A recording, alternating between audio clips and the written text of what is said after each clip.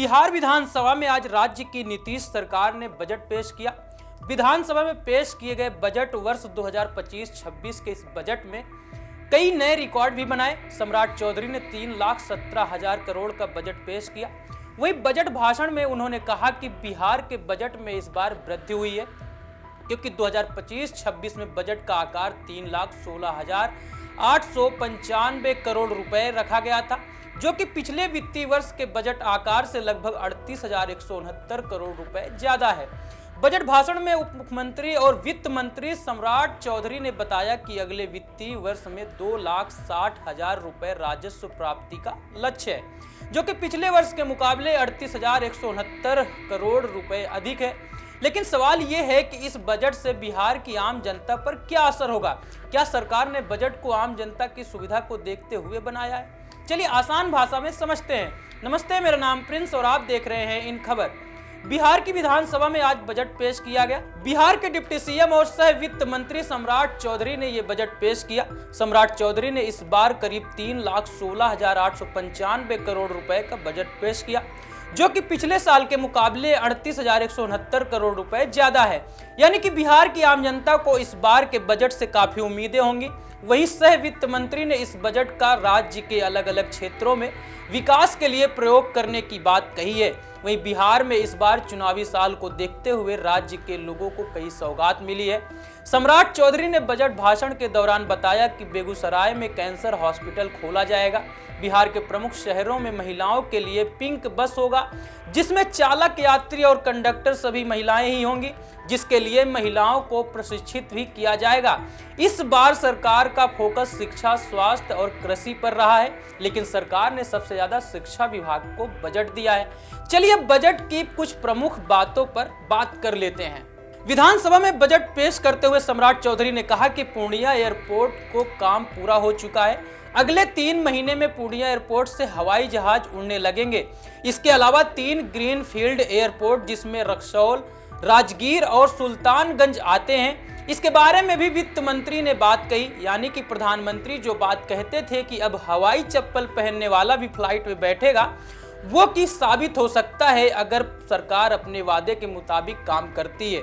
वहीं इस बजट में महिलाओं पर खासा ध्यान दिया गया। बिहार सरकार ने स्कॉलरशिप और राशि 1,000 रुपए बढ़ाकर 2,000 रुपए प्रतिमाह करने की घोषणा की है। वहीं नीतीश सरकार ने कहा है कि राज्य के प्रमुख शहरों में पिंक बस सेवा शुरू की जाएगी। इसमें यात्री, चालक और कंडक्टर भी महिला ही होंगी। वहीं राज्य के प्रमुख शहरों में महिला वाहन प्रशिक्षण केंद्र की स्थापना भी की जाएगी, जिसमें प्रशिक्षक भी महिलाएं ही होंगी। साथ ही ऐलान किया कि राज्य के शहरों में महिलाओं के लिए स्पेशल जिम खोले जाएंगे। इसके अलावा स्पेशल टॉयलेट का भी ऐलान किया गया है।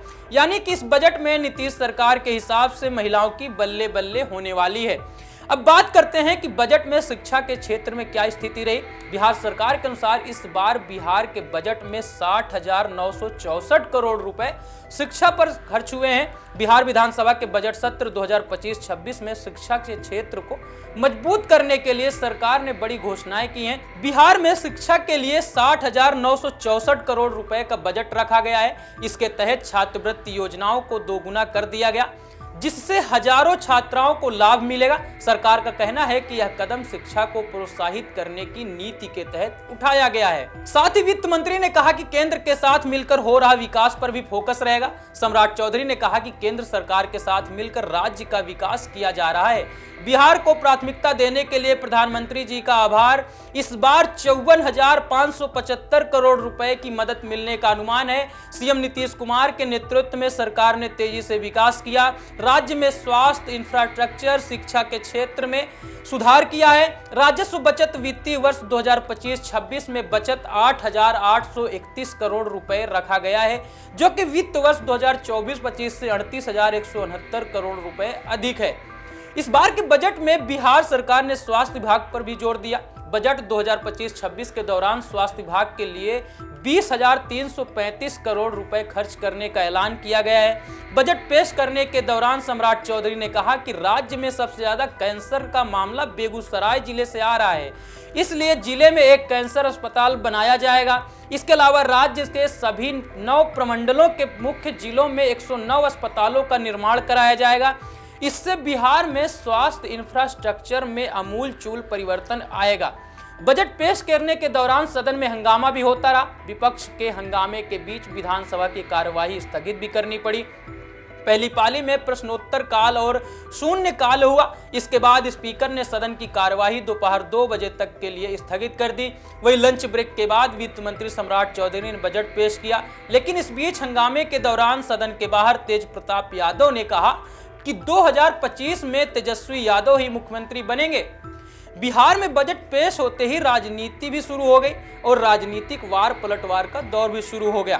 तेजस्वी यादव ने बिहार बजट को हवाई बताते हुए सरकार पर तमाम तरह के आरोप लगाए। सुनिए क्या कुछ कह रहे हैं तेजस्वी यादव। देखिए, बिहार में रेवेन्यू हो नहीं रहा है, ये इन्फ्लेटेड बजट है और बिहार के हित में नहीं है। हवाई बातें जो है वो कही गई हैं। इन लोगों को असल में सरकार बचाने की चिंता है, हम लोगों को बिहार की चिंता है। वही पुरानी बात है। 7 निश्चय का क्या हुआ पता नहीं। स्टेडियम बनाएंगे, 10-15 साल से अभी तक स्टेडियम ही बन रहा है। हर प्रखंड में पता नहीं एक प्रखंड बता दे जहां ढंग का स्टेडियम बना हो, वो भी नहीं है। पुरानी बातें जो है वो कही जा रही है, इससे कोई बिहार की जनता को फर्क नहीं पड़ रहा। हमने मांग भी की थी, माई बहन मान योजना के तहत महिलाओं के खाते में 2500 रुपया डालने, वो नहीं डाला गया। गैस सिलेंडर को 500 रुपया किया जाए। वृद्धा पेंशन, सामाजिक सुरक्षा पेंशन को जो है 400 से बढ़ा करके 1500 रुपया किया जाए। हमने कहा था किसानों का ऋण माफ करो, बिजली मुफ्त में उपलब्ध कराओ, 200 यूनिट फ्री में बिजली दो। बिहार के लोगों को सबसे महंगा बिजली बिहार में मिलता है।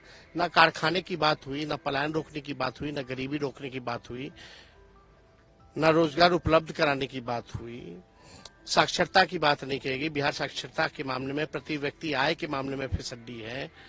इसके प्रति किसानों का आय के मामले में बिहार जो है सबसे फिसड्डी है।